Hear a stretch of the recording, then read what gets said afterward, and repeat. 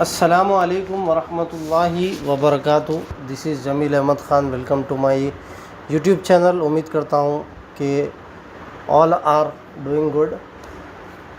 अल्लाह पाक आप सभी लोगों को खुश रखे, ये मेरी दुआ है अल्लाह से। तो दोस्तों, आज जो है रात के 11:30 बज रहे हैं। मैं आप लोगों के लिए रिकॉर्ड कर रहा हूँ क्योंकि मैं ज़रूरी समझता हूँ कि मैं जो है अपनी लर्निंग आप लोगों से शेयर करूं। आज मुझे 1880 रुपये का लॉस हुआ और होल्डिंग में 950 रुपये का प्रॉफिट यहाँ पर जनरेट हुआ है। तो आज इसके बारे में जो है हम लोग डिस्कस करेंगे और क्या मुझसे गलती हुई जिसकी वजह से 1880 रुपये का लॉस हुआ, वो मैं आपको इस वीडियो में बताने की कोशिश करूँगा। और साथ ही साथ निफ्टी 50 आज पूरा साइडवेज था, तो क्या फ्यूचर का प्रेडिक्शन हो सकता है वो भी मैं इस दुनिया में इस वीडियो में बात करने की कोशिश करूँगा। तो चलिए अपन अपनी वीडियो को शुरू करते हैं। तो सबसे पहले अगर आप ऑर्डर्स को देखेंगे तो मैंने 11:30 बजे इंजीनियर्स इंडिया टूर को लिया था 1000 क्वांटिटी 266.38 के प्राइस पे। तो सबसे पहले अगर आप निफ्टी 50 को देखेंगे तो आज निफ्टी 50 साइडवेज था। ये 5 मिनट का चार्ट अगर मैं ले लूँ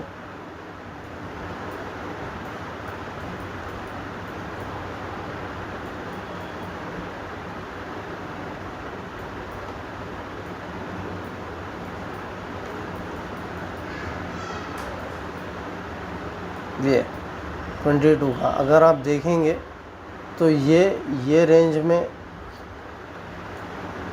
और एक चैनल में फ़्लो हुआ हो, ठीक है। तो इसने जो है कुछ ज़्यादा अप मूव नहीं लगाया, लेकिन लास्ट में 2 बजे के बाद एक बड़ा मोमेंटम हमको देखने को मिला। तो सबसे पहले मार्केट यहाँ पर अगर आप देखेंगे तो यहाँ पर ये वाले लेवल पे मार्केट अच्छा खासा गिरी आज, तो जिसकी वजह से तमाम हमारे जो स्टॉक्स थे NBCC, national aluminium, BHEL, BEL सारे गिर चुके थे। उसी तरह इंजीनियर्स इंडिया भी वो गिर चुका था। अगर आप देखेंगे, मैं इसको रीलोड कर लूँ और ये 5 मिनट के चार्ट पे अगर मैं आ जाऊँ तो अच्छा खासा गिर चुका था, ठीक है। अगर आप ये देखेंगे इंजीनियर्स इंडिया का 275 से स्टार्ट हुआ ये, और 275 से स्टार्ट होने के बाद एक धड़ाधड़ 9:30 9:40 तक जो है हम सबको अच्छी खासी गिरावट 2% की 3% की गिरावट मिल चुकी थी। उसके बाद इसने यहाँ पर रिटेस्ट किया, इसने यहाँ पर एक सपोर्ट के जैसा कायम किया और यहाँ से ऊपर की तरफ जाने लगा। तो हमने यहाँ पर क्या किया बोलते, एक छोटा सा रिस्क लिया यहाँ पर। अगर आप देखेंगे तो टोटली पहले मैं डिलीट करूँ, उसके बाद तो यहाँ पर ये लेवल पे एक छोटा सा ब्रेकआउट हमको दिखा। उसके बाद इसने यहाँ पर रिटेस्ट किया और तकरीबन 11:30 के आसपास हमने क्या सोचा कि ये इसके नीचे 265 के नीचे हम लोग जो है एक स्टॉप लॉस लगाकर अगर ये ऊपर की तरफ जाएगा तो ये पूरा हम लोग खा सकते हैं। ये एरिया यहाँ तक का 270, 272, 273 का हम लोग खा सकते हैं बोल के ये मेरा छोटा सा एक हमने यहाँ पर बेट लगाया समझो। तो लेकिन हुआ क्या, 2 घंटे के बाद हमारा स्टॉप लॉस हिट होता, कोई भी बड़ा मूवमेंट नहीं आया, लेकिन हमारा स्टॉप लॉस हिट होने के बाद ये वाला मूवमेंट आया।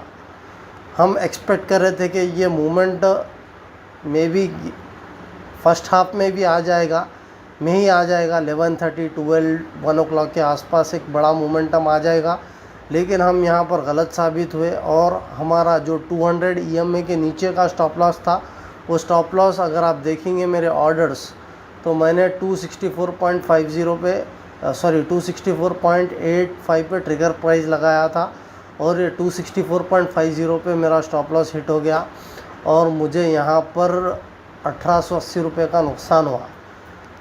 लेकिन अल्हम्दुलिल्लाह अगर आप ओवरऑल देखेंगे तो कल मुझे 3000 का प्रॉफिट हुआ, आज 2000 रुपये, और ये होल्डिंग में तकरीबन 1000 रुपये का प्रॉफिट है। तो तकरीबन यहाँ पर अगर आप देखेंगे तो मैं सिर्फ़ और सिर्फ 1000 रुपये ही लॉस में हूँ, 1000 रुपये ही लॉस में हूँ पिछले 2 से 3 दिन में। ठीक है, तो ये चीज़ है। तो आपको अपना risk to reward ratio manage करके चलना है। आपको अपना कैपिटल कभी भी जो है वाइप आउट नहीं करना है। आपको ऐसे ट्रेड्स लेना है जिसमें हाई प्रोबेबिलिटी हो और रिस्क कम से कम हो। और अगर आप जो है हाई प्रोबेबिलिटी ट्रेड लेते हो और रिस्क टू रिवार्ड मेंटेन करके चलते हो तो इंशाअल्लाह ताला हो सकता है आपको प्रॉफिट ना हो, लेकिन आपको बड़ा नुकसान नहीं होगा।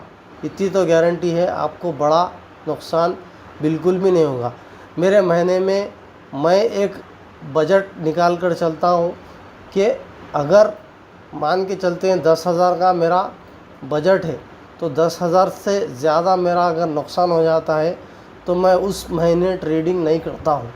ये मेरा सिंपल सा फंडा है। तो आप भी अपने महीने में एक लिमिट सेट कर लो। अगर वो लिमिट से ज़्यादा आपका स्टॉप लॉस हिट हो रहा है तो आप उस दिन उस महीने पूरा आपको जो है ट्रेडिंग रोकना होगा। फ्रेशली आप जो है अगले महीने से आप स्टार्ट करना। तो ऐसा आप करें तो आपका भी risk to reward ratio manage होके रहेगा, लॉसेस बहुत कम होंगे और प्रॉफिट ज़्यादा होगा आपको। अगर प्रॉफिट भी आएगा तो आपको बचेगा, एंड ऑफ द मंथ आपको ये बचेगा। तो ऐसी स्ट्रैटेजी आपको अपनाना होगा, तभी आप प्रॉफिटेबल बन सकते। मैं मानता हूँ कि शुरू में आपको पहले के 6 months और 1 year you will never become profitable and there are high chances of doing making so many losses. ठीक है, ये भी मैं आपको बता दूँ। ये चीज़ें कोई भी आपको नहीं बताते, आपका भाई यहाँ पर है इसीलिए मैं बता रहा हूँ। तो शुरू के 6 महीने, 1 साल, 2 साल आपको लॉसेस हो गए, लेकिन आपको वो लॉसेस सिखाएंगे रिस्क टू रिवार्ड कैसा मैनेज करना, प्रॉफिट कैसा जनरेट करना और प्रॉफिट को कैसा बचा के महीने के एंड तक ले लेके जाना। अगर प्रॉफिट लिमिट आपकी क्रॉस हो रही तो कैसा आप डिसिप्लिन मेंटेन करना है कि आप सारा महीना जो है ट्रेडिंग नहीं कर रहे। तो ये फंडे अगर आप अपनाएंगे तो डेफिनेटली आप प्रॉफिटेबल बनेंगे। अब देखो मेरी ही मिसाल ले लो, पिछले 3 ट्रेड से मुझे जो है आज एक नुकसान हुआ, लेकिन फिर भी मैं प्रॉफिटेबल हूँ, 1000 रुपये की प्रॉफिट में हूँ। ठीक है, तो ऐसा आपको चलना है। ठीक है, आपके लॉसेस कम होना और प्रॉफिट ज़्यादा होना, ये फंडा है। लॉसेस हुए तो कम होना और प्रॉफिट हुए तो उसका डबल या ट्रिपल होना, तभी आप गेम में रह सकते हैं और तभी आप एक अच्छा प्रॉफिट जमा इनकैश कर सकते हैं। तो that's it from my side. मैं मिलता हूँ अगली वीडियो में, तब तक के लिए आपका भाई जमील अहमद ख़ान इजाज़त दीजिए। अल्लाह हाफिज़। अस्सलामु अलैकुम वरहमतुल्लाहि वबरकातुहू।